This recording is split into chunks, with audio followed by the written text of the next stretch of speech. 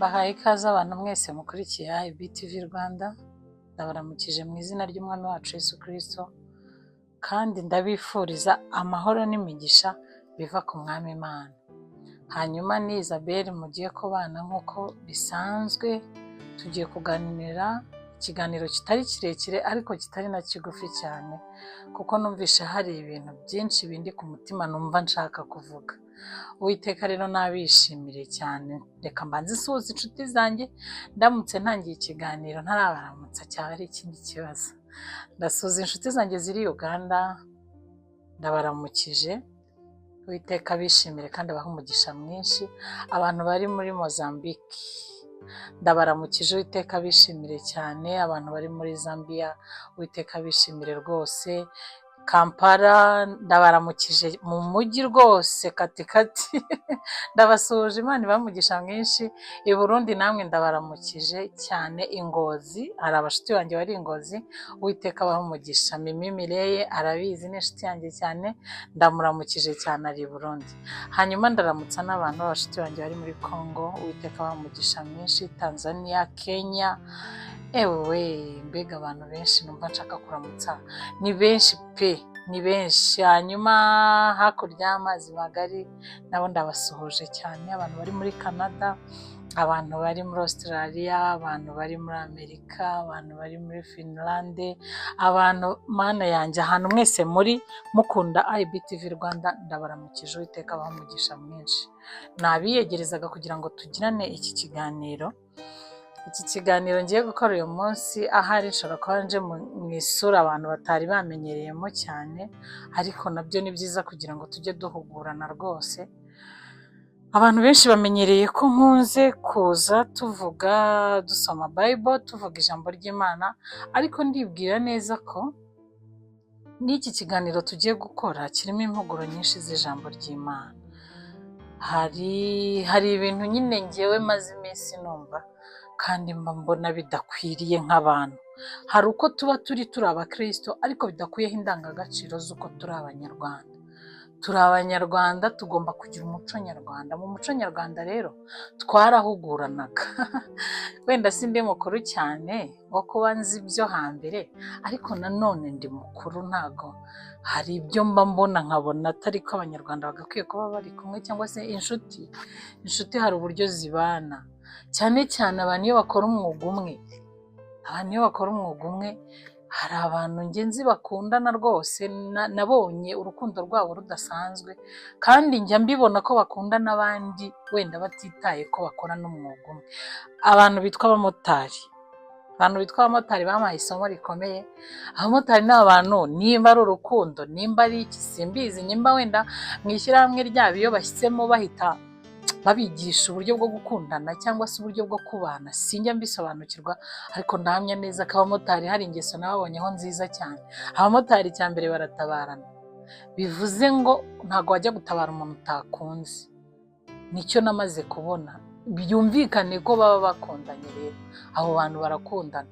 Iyi modoka yigeze ku ngonga, hanyuma umushoferi ashaka gucika ngo yiruke agende. Abamotari nibo bamutangiriye, nibo bamwitambitse. Mpita ndeba moto zahuriye aho ngaho zigeze nko muri 20, kandi tutaziranye, nta n'umwe wari urimo. Sindakora umwuga w'umumotari, mana yanjye, n'umugabo wanjye ntakora umwuga w'umumotari, ariko narebye urukundo bahise bangira, cyangwa se imbabazi cyangwa impuhwe bamfitiye. Mpita nsanga sinzi ukuntu bateye, bahise bose bahurira aho ngaho bamfatira uwo mushoferi. Icyo cyanyeretse ko bagirana urukundo, haba ku bantu bandi, haba no muri bo ubwabo.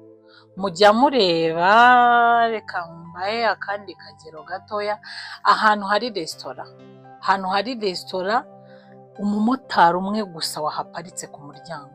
Egare ko uba ugiye guhita ubona abamotari, ubwo bisa naho wenda uteka neza, ugaburira ku mafaranga atagoye buri muntu wese.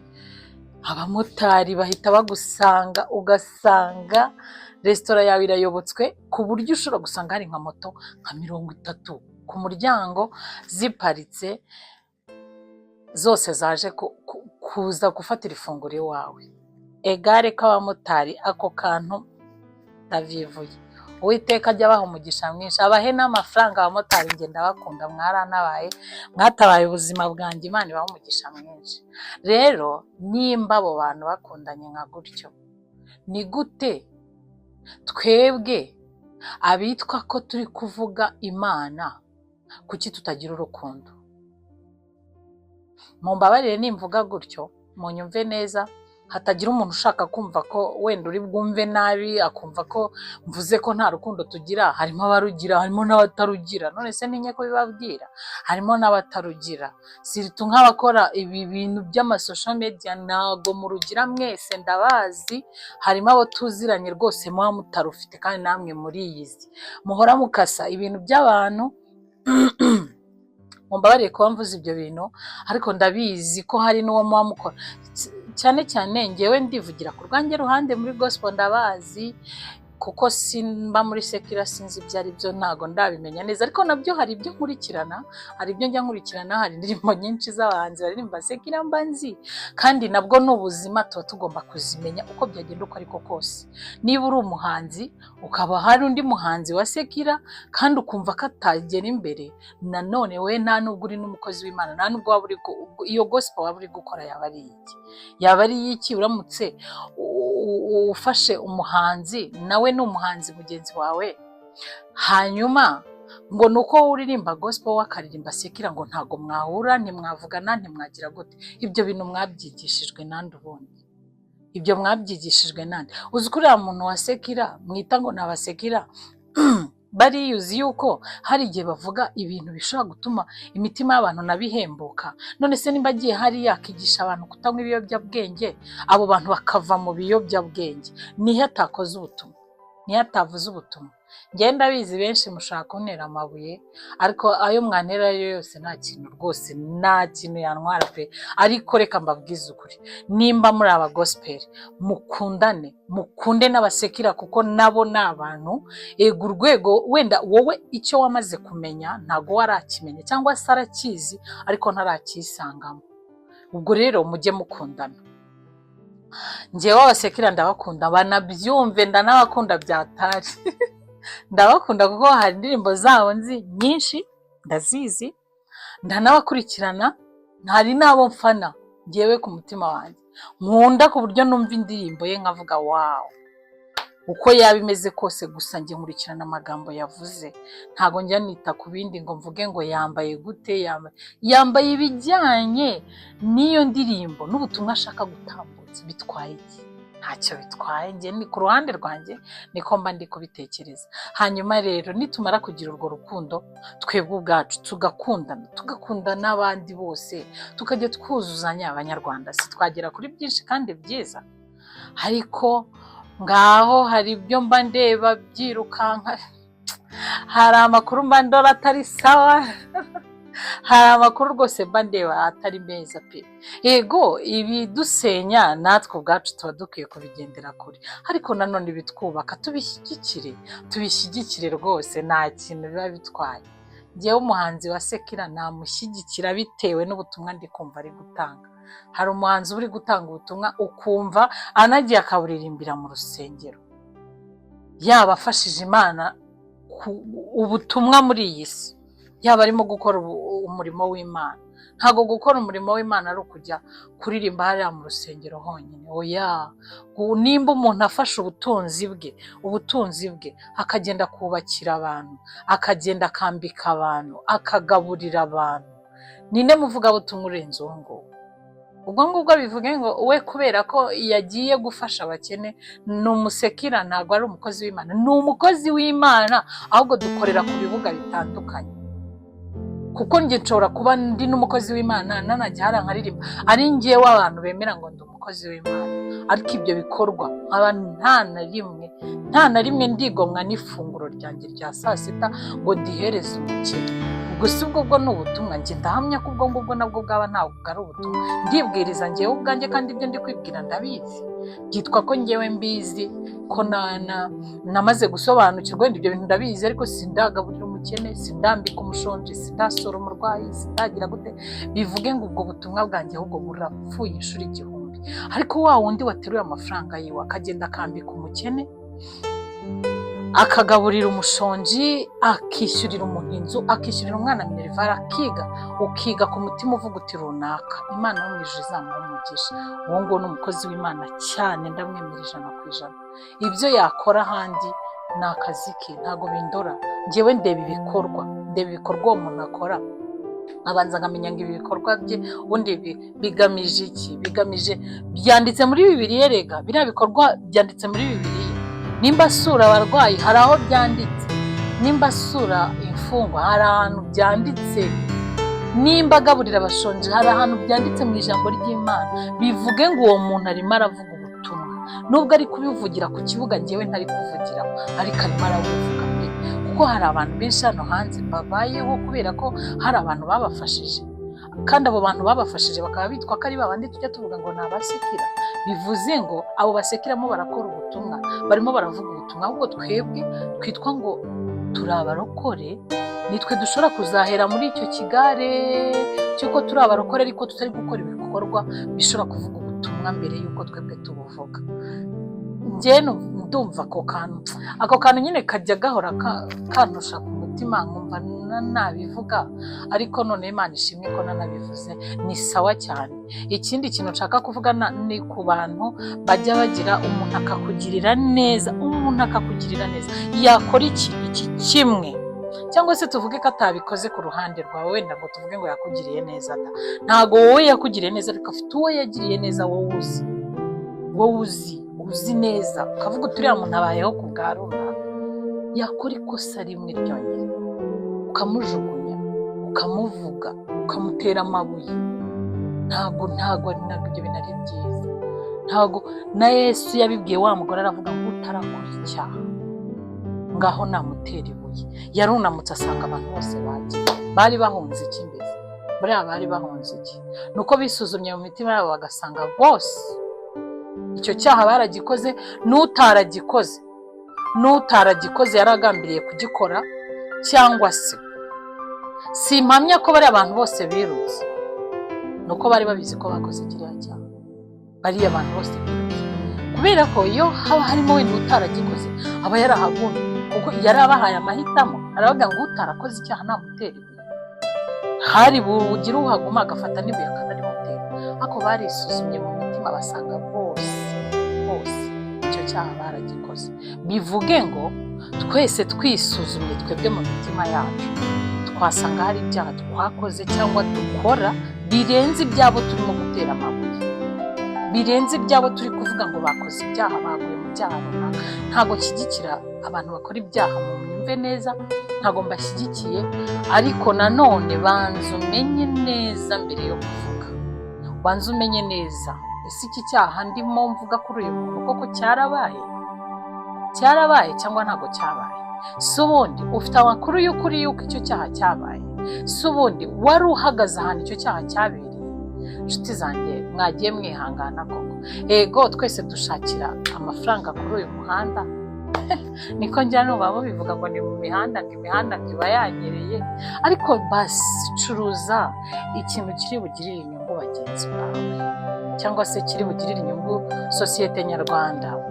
Abantu nibumva urimo uvuga, bumva ibintu byubaka, kuko hari ibindi bintu byinshi hano byatwubaka, twavuga bikanaduteza imbere, bikanateza imbere igihugu, bikateza imbere urubyiruko, bigateza imbere iki. Ariko kuvuga ko umuntu yaguye mu cyaha, yego wenda ni inkuru, turabizi ko iba ari inkuru nyine iri bugere hanze, wenda abantu bose bakayumva, ariko ntabwo mpamya ko ari inkuru twagashyuhije. None igashyushywa n'abantu bubatse ingo, mwokagira Imana mwe, mwagiye mwihangana ko gushyushya inkuru ya mugenzi wawe nacyo ari icyaha. Banyamakuru, gushyushya inkuru ya mugenzi wawe ni icyaha kibi gikomeye. Ndabivuga ndeba muri kamera, nta bwoba mfite, nta n'ikibazo n'iki na kimwe mfite. Gushyushya inkuru ya mugenzi wawe ni icyaha kibi Imana yanga, cyane byanditse no mu ijambo ry'Imana. Nimba twemera koko ko tuyoborwa na Mwuka Wera, irinde gushyushya inkuru ya mugenzi wawe, we kuyishyushya uniseguye ijambo ry'Imana inyuma yawe. uvuga ko uri umukozi w'Imana, uvuga ko n'ibindi byose ntarondoye, ariko wakumva mwene so yaguye mu cyaha ukaba uwa mbere wo kujya guhita umuvuga wasasa. Mwegere, njyewe niko mbizi, nzi yuko iyo umuntu yakoze icyaha, reka twikuremo iby'ikirokore, wenda dushyire hirya ko turi abarokore, abanyarwanda. Mugenzi wawe iyo yakoze icyaha uramwegera, ukamuganiriza, ukamwigisha, ukamuhugura, mbese ukanamubwira ko yanakoze n'icyo cyaha. No kubimubwira nta kosa ririmo, kumubwira ko yakoze icyo cyaha nta kosa rihari. Urabimubwira ukamubwira uti ariko mugenzi wanjye, inshuti yanjye, wakosheje, wakoze iki n'iki kandi ni kibi. Kuko hari ibintu tutanakagombye no kuvuga ngo ni ibyaha ngo byanditse ngo no muri Bibiliya. Hari icyaha uzi neza ko niyo cyaba bitanditse muri iryo jambo ry'Imana, cyangwa niyo waba utari umukristo ubizi ko ari icyaha, uzagenda wica umuntu hariya nurangiza uze uvuga ngo nta cyaha wakoze, cyangwa se ngo utegereje uzaguhugura. Icyo ni icyaha gihora kigushinja mu mutima wawe wowe ubwawe. Niyo waba wasambanye, ni icyaha gihora kigaruka muri wowe kikakubwira ati warankoze tu. Icyo cyaha gihora kiza. Rero uriya muntu hari igihe aba akeneye umutinyura. Bivuze ngo umuntu wakoze icyaha ashobora kuba atarabyihana cyangwa atarabireka kubera ko atarabona umuntu umutinyura. Icyo ni icya mbere. Ashobora no kuba atarabireka kubera ko umutima we utaramwumvisha ko yakoze icyaha cyagakwiye kurekwa. Icya kabiri, hanyuma ashobora no kuba atarakireka kubera yuko akiryohewe nacyo. Sinzi niba ako kantu mukumvise, kuko hari ibyaha abantu bajya bavuga ngo biraryoha, kandi koko ibyaha mwese muzabyitegereza. Umuntu uri mu byaha abirimo neza ku giti cye aba aryohewe. Njye niko mbibona, kuko niba umuntu uyu munsi yasinze akagwirirana mu muhanda abantu bose bakamubona, ejo ukabona nanone arongeye hagiyemo aranyweye nka kwa kundi adasinze aragwiriranye, bivuze ngo araryohewe.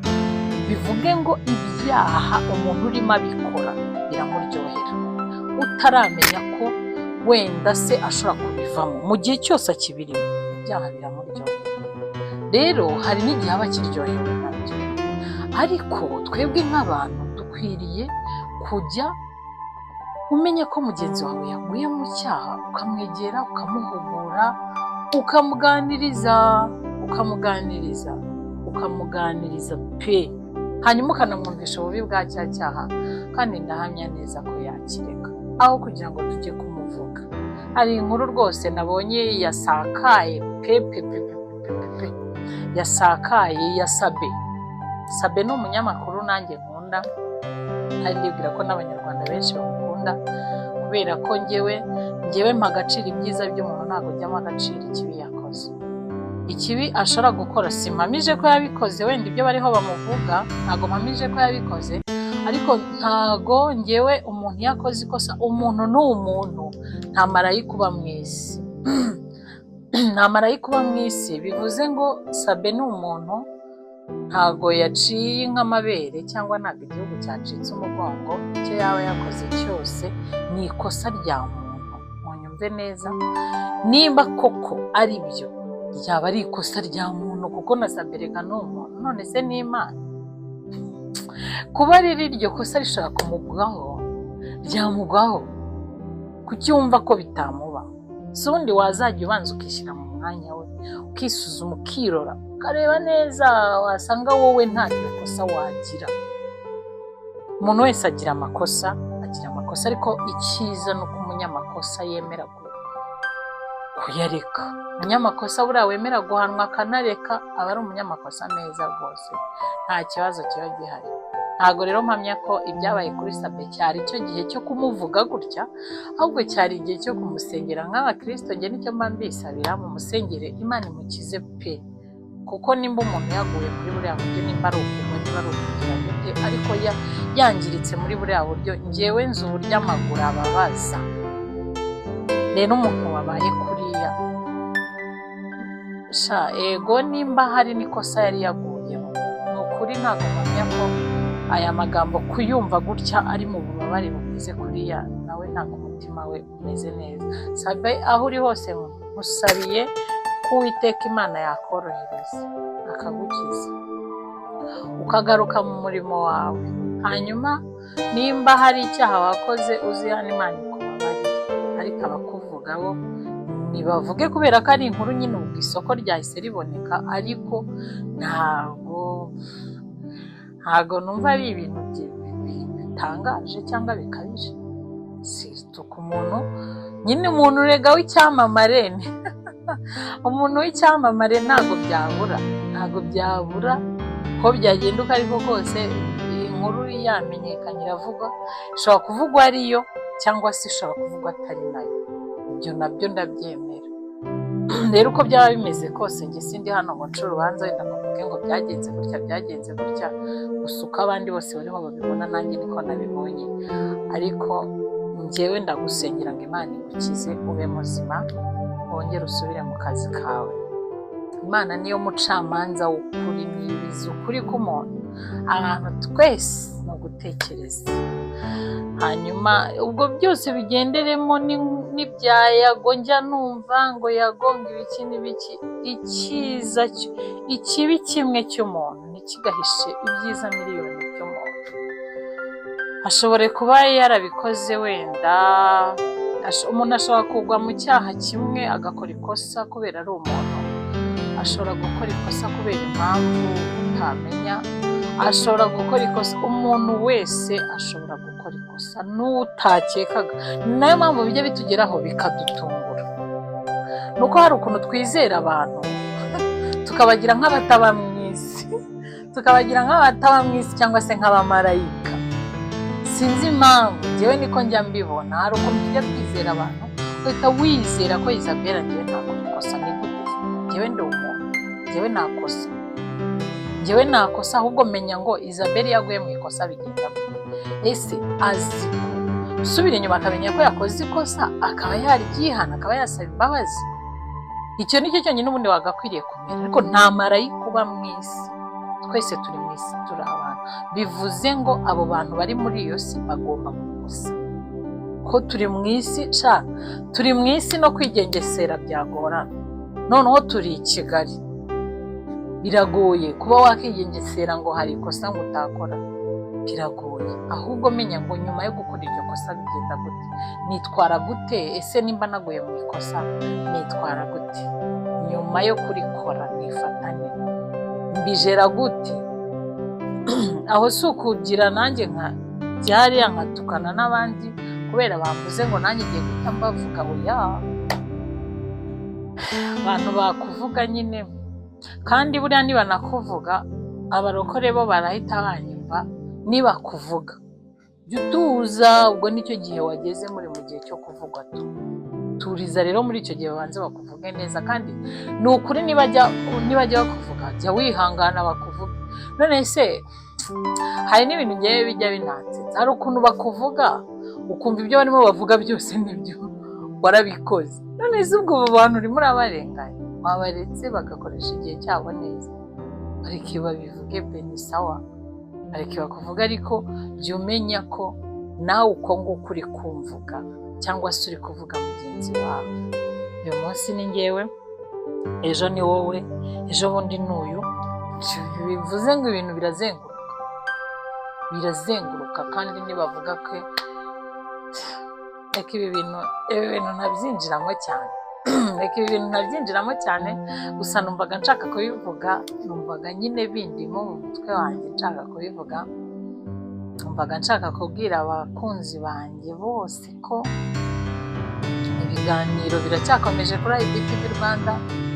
Turacyakora ibiganiro, turacyavuga ubutumwa, turacyaririmba, ndetse hari n'ibindi imbere bihari. Karacyari agasurprise nyihishiye abantu kubera yuko mbona ntarabisoza neza, ariko hari ibindi kuko IBTV Rwanda igiye kwaguka mu buryo bumwe cyangwa ubundi rwose. Kandi nshimira abantu bajya baca inbox bakambwira ibikorwa nkora. Mana ni ukuri nanjye ndabibubahira, mubyumve ko mbubaha abantu bajya babimbwira, abantu mana we, abantu tujya duhura bagahita bambwira ibintu byinshi, namwe murabizi bamwe na bamwe ibyo mujya mumbwira biriya binyongera imbaraga, bituma numva nakora cyane kurutaho, bituma numva hari ahantu ngomba kugera ntaragera, kandi pe ndacyafite urugendo rurerure cyane, yego ntazi ngo rureshya gutya, kuko mba mbona ibi bintu bya social media ni uguhora, ni uguhozaho, nta guhagarara, ariko Imana ibaho umugisha mwinshi. Ubwo navuze amagambo menshi, basabiye umugisha w'Imana, ariko mwihangane tujye dukundana, njyewe umuntu wese uzabishaka rwose, nuko abenshi wenda tuba tutaziranye cyane, ariko abo tuziranye barabizi, njyewe yaba umusekira yaba umugospel numva turi inshuti, abo tuziranye barabizi numva turi inshuti, kandi mba numva hari uburyo rega twanahugurana, hari n'uburyo mana we, hari uburyo we mu cyiciro arimo cyangwa mu kibuga arimo yangira inama hondi, nanjye hari iyo namugiraho. Se ni gute ubundi utekereza ko njyewe ntamubwirira akava n'ahariya akaza n'ahari? Ntabwo mubabona benshi se bava muri sekira baza muri gospel? Ni nk'uko dufite n'abagospel bagiye muri sekira, ese ntibahari? Ubwo rero bivuze ngo twese twakabaye turi magirirane, rero njyewe uyu nguyu uri hano, umuntu wese wumva ko yambonaho ibitekerezo byiza, cyangwa yambonaho inama nziza, cyangwa nanjye yangira inama nziza inyubaka kandi ishobora kunzira, uwo nguwo wese muhaye karibu, amarembo aruguruye, nimero yanjye nyitanga buri munsi, uko nkoze ikiganiro ngiye shyiraho nimero yanjye. Nimero yanjye ni 078 53 91 691, 078 53 91 691. Njyewe ntanga nimero yanjye kuko mba numva ntacyo ntinya, nta n'icyo nishinja. Gusa umpamagaye, yego kubera ko dutanga amanimero, hari abantu benshi baguhamagara benshi, hakabaho uguhamagara afite ibindi arimo avuga wenda biterekeranye n'ibyo we watekerezaga cyangwa se mu nzira urimo, ariko nawe dufite uko tuganira, ukamubwira ko wenda yibeshye ibyo arimo akora, ariko ntago njya ntinya gutanga nimero yanjye, kuko nzi ko hari abantu benshi ushobora kugira inama, nanjye bakangira inama, haba muri uru rugendo rw'ibyo ndimo gukora, haba no mu buzima busanzwe, haba no mu byo nkora bindi bisanzwe, ndabizi. Hanyuma rero Imana ibaho umugisha mwinshi, abantu batameze neza rata ndabasengeye, Imana ibakize, abarwayi bakize, abashonje Imana yo mu ijuru igira uko ibigenzi bagaburire. Hanyuma abanyeshuri bagiye ku ishuri, Imana ifashe buri mubyeyi wese utarabona ibyangombwa by'umwana, Imana ibimuhe kugira ngo umwana ajye ku ishuri neza. Birababaza mwa babyeyi mwe, iyo abana bafunguye iwawe ukabona yiriwe mu rugo atagiye ku ishuri, cyangwa akamara icyumweru mu rugo atagiye ku ishuri kubera kubura ibikoresho, birababaza pe. Ariko Uwiteka uri mu ijuru utanga byose, ufite byose mu kuboko kwe, agira uko abigenza, uwo mubyeyi nawe agira umunezero n'umwana yishimye. Ndabashimiye, murakoze pe, murakoze kuntega amatwi mu kanya, kandi mbasabye inama tugiye uyu munsi cyangwa ikiganiro tugiranye, ni ukuri kizagere kuri hashoboka, kugira ngo abantu bumve neza ibyo bakagombye gukora. Imana ibahe umugisha mwinshi, murakoze.